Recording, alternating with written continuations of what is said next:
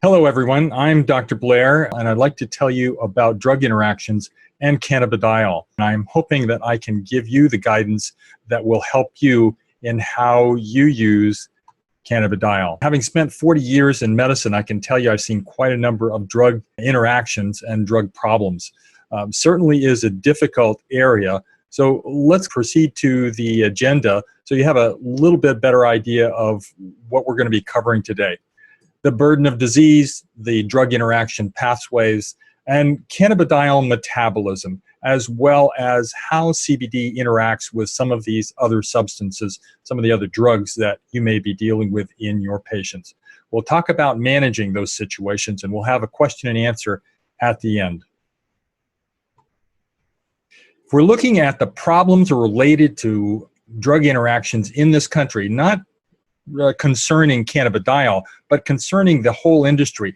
We're spending about $130 billion per year on it, and there are upwards of 100,000 deaths associated, over 2 million hospitalizations, again, per year, and 79,000 children are hospitalized with complications of a drug interaction. So this is quite an enormous problem, one that is often not recognized, but it is certainly important, and it's especially important if you're using the cannabidiol in this process, because you don't want to create a problem and with an interaction. On the other hand, you want to reach therapeutic effect.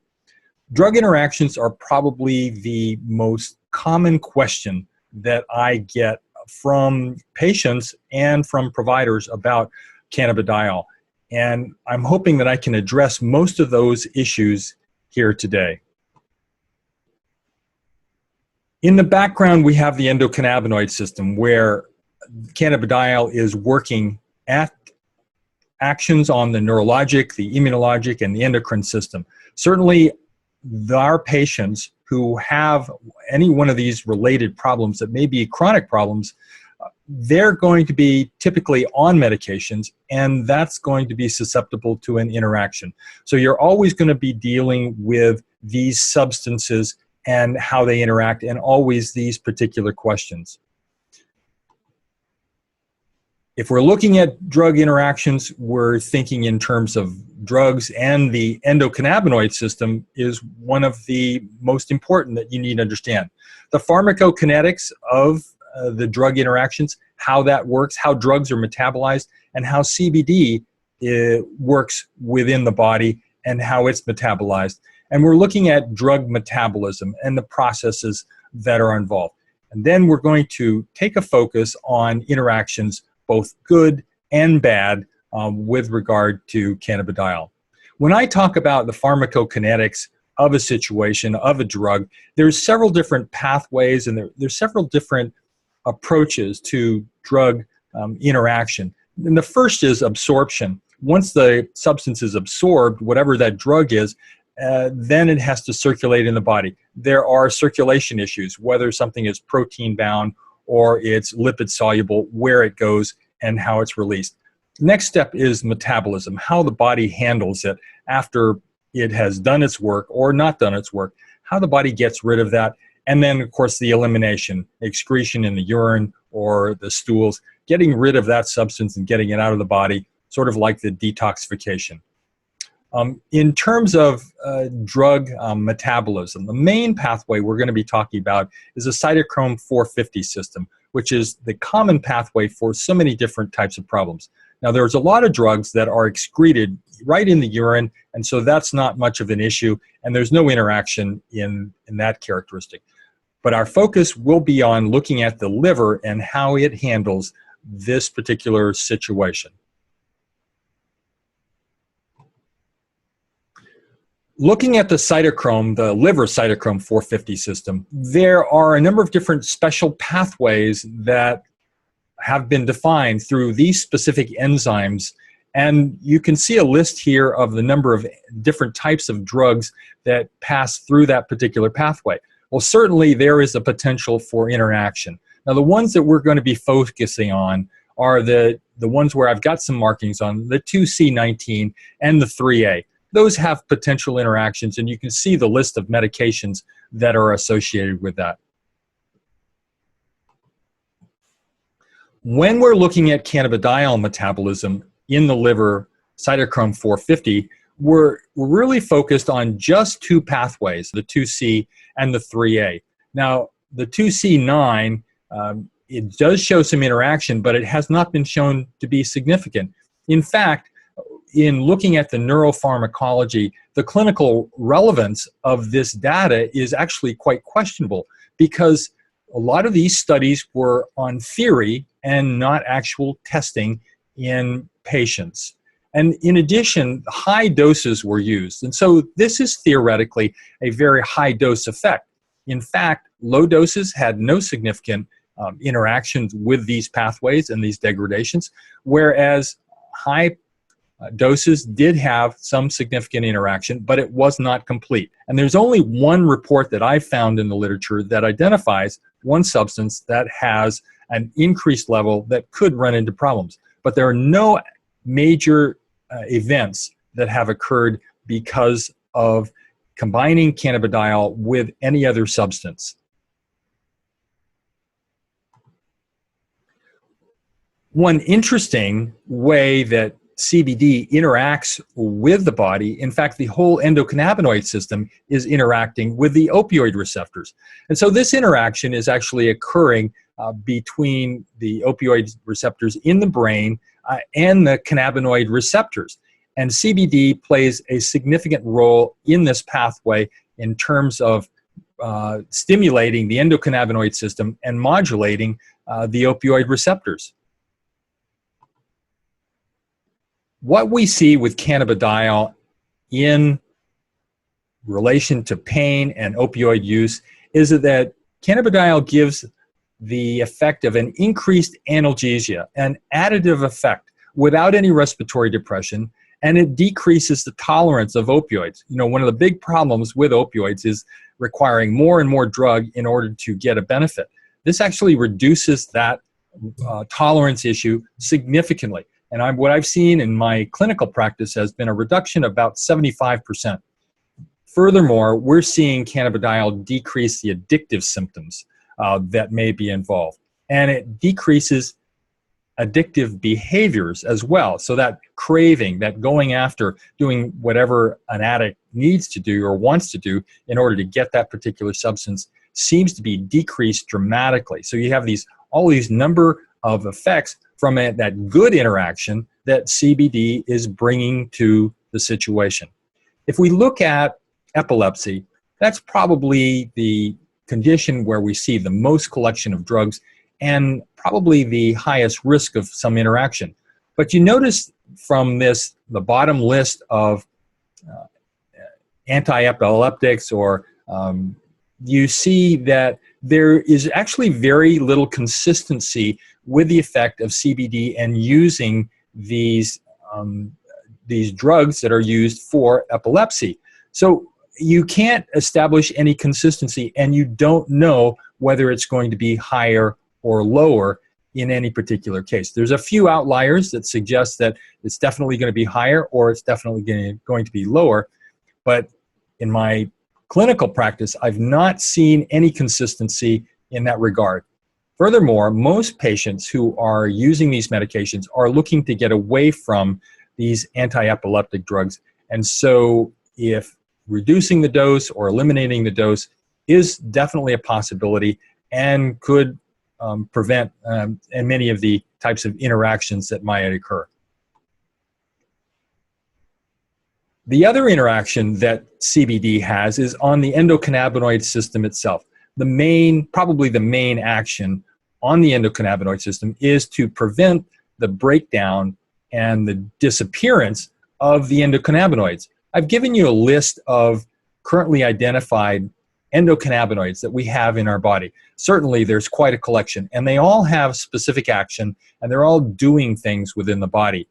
Almost all of these go through the pathway of the fatty acid amide hydrolase. And this is a process whereby these natural substances that occur really mostly within the synapses of the nerve transmissions, these are regulated and the metabolism takes place at those synapses through the FAAH.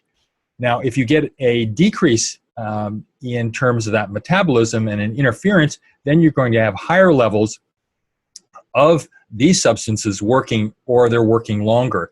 And what we've seen is that by regulating this particular pathway, it appears to embrace and enhance the entire endocannabinoid system to the level of a restoration, where people who may have had an endocannabinoid deficiency have the potential of restoring much of that function. In addition, cannabidiol has some unique aspects for signaling right at the nuclear receptors. And so these are the actions that CBD can have on epigenetic changes. So it's not just this particular event and this particular time. These are genetic changes that are occurring inside the nucleus and changing the cascade of enzymes, as well as some of the signaling that connect with the DNA that is present. And so you're having a shift overall in the body, and that means that you have different metabolism going on and different overall actions and a restoration, a potential restoration for the body and the endocannabinoid system. Now, CBD is involved in 3 of these 4 pathways, in the PPAR alpha as well as the PPAR gamma and the AHR pathway. I point this out just to say that cannabidiol is doing a superlative job working on the nucleus and at a nuclear level, in addition to all of the other effects that CBD has. One of the things that you're probably interested in is in terms of enhancement. What can you do to enhance the effectiveness of CBD? Well, from practical experience, we know that some terpenes and some of those additive substances that we've been using as herbs or food supplements actually have their beneficial properties are as terpenes, and those terpenes can enhance the effects of cannabidiol. Also, we know that omega-3 fats actually become endocannabinoids in and of themselves.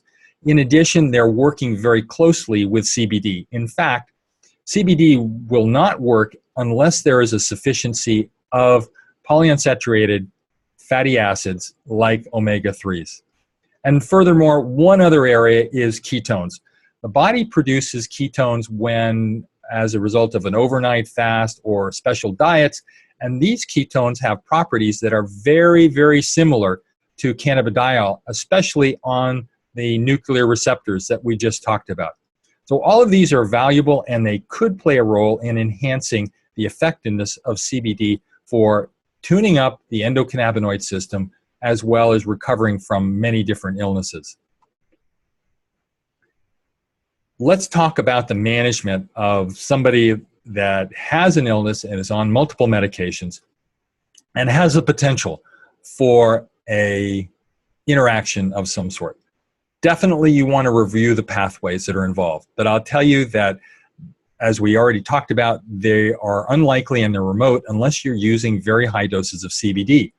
But I've learned to say that there is nothing absolute and there's always potential, so you're always on the lookout, and these are always going to be the concerns of your clients, and so you need to look at these and see what might be involved. Cannabidiol has the potential to inhibit and to potentiate some of these other drugs, and so that means make them stronger as well as inhibit their action. So as a result, you may be looking for effects on both sides, whether a decrease in the effectiveness of a drug or an increase in effectiveness. And typically, CBD does not have any side effects of itself.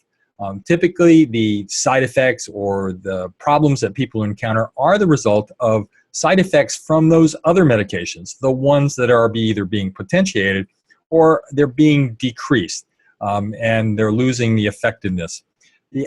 There is also a lot of perceived side effects that people may have,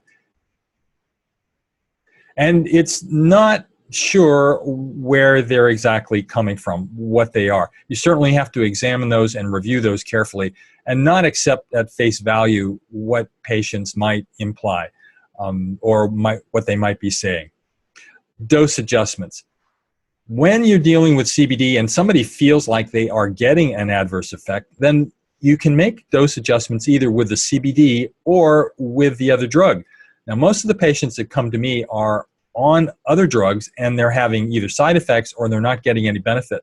So that removing those other drugs or tapering them or minimizing their use, it tends not to be a problem. You certainly don't want to do that without the physician's consent or the practicing physician who is working with them and who is their primary care. But it's very possible and very easy. Generally, I make dose adjustments in cannabidiol by cutting the dose in half. Unless I see that there's a great deal of sensitivity, in which case I will remove the CBD. I'll recommend stopping the CBD in order to decide whether those side effects are in fact related to the use of CBD. As we talked about in the perceived side effects, patients may be having a cold or another illness or some indigestion or something from one of the foods they're taking, and it may not be related to CBD. When you're dealing with a patient who has a boatload of medications, and it's not uncommon to have patients with 10 or 15 medications now, a slow approach may be a wise approach where you increment on a every 3-day or every week basis and make adjustments in the cannabidiol. Generally, I recommend making bold adjustments to increase to the effective level. In the case of the slow approach, we're going to be moving at the rate of change about every 3 days to see if they're going to develop any side effects from using the cannabidiol and their other medications. And then you can deal with that problem if something like that comes up.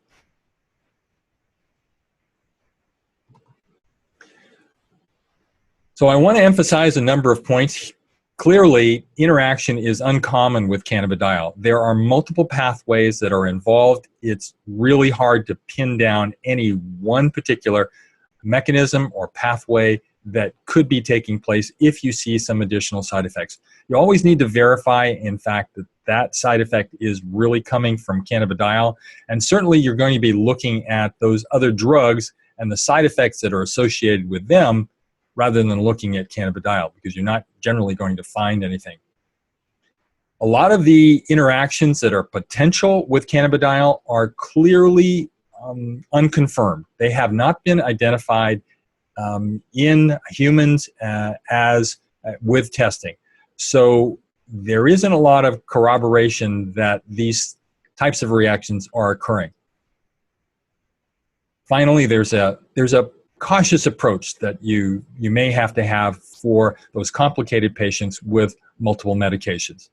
And one more thing is that positive interaction I was telling you about, how to enhance cannabidiol using special diets and the use of terpenes and omega-3s. Those kinds of combinations can really help patients and enhance the effectiveness while minimizing any types of side effects. So at this point, I'd like to open it up for questions. I've put together a reference folder. I will place in there some of the references that I've used on this particular report. So at this point, I would like to open it up to questions. The question is, if the patient is having any side effects from drugs, is that when you have to have them talk to their doctor to reduce the medications? Certainly, you're not going to make the decision to reduce any medications. You need to go through their primary care.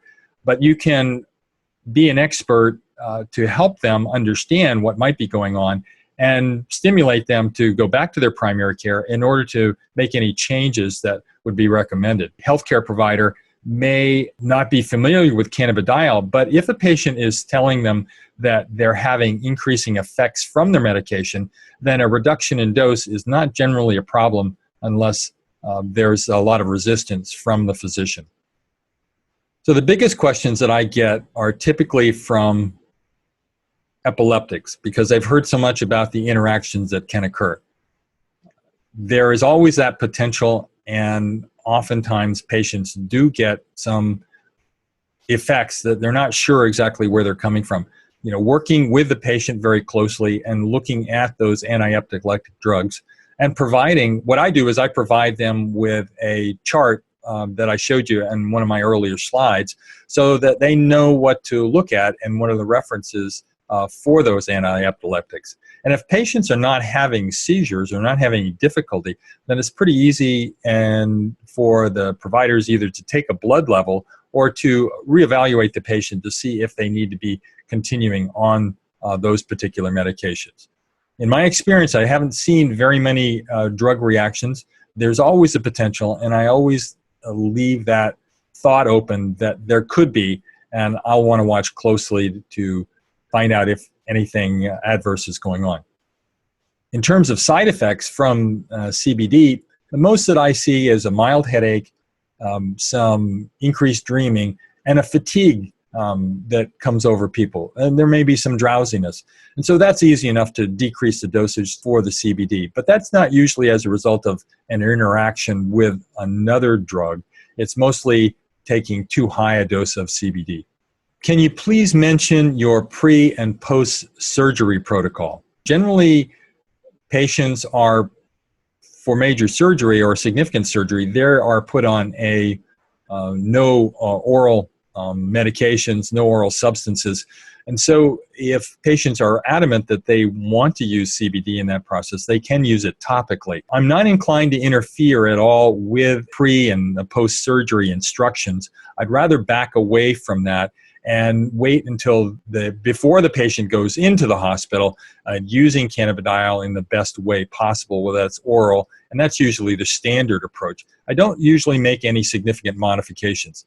And after surgery, I'm going to wait until after they leave the hospital, because otherwise you're faced with some conflicts that are going on. Then it can be used topically if they have some limited oral issues about ingesting it.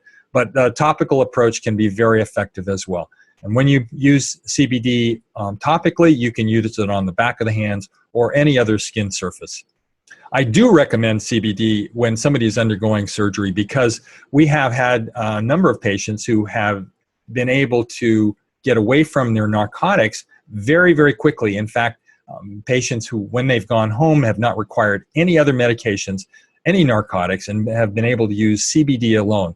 They're actually using the liposome product, and it was quite effective for them, as well as reducing the anxiety and apprehension and improving the sleep quality. So it is an ideal approach for post-surgical. Thank you all for listening, and I look forward to presenting more information about the benefits of cannabidiol in the future. Thank you.